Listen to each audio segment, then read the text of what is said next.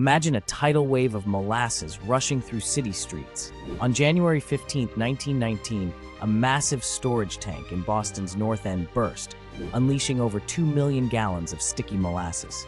The wave reached speeds up to 35 miles per hour, destroying buildings, overturning vehicles, and tragically claiming 21 lives.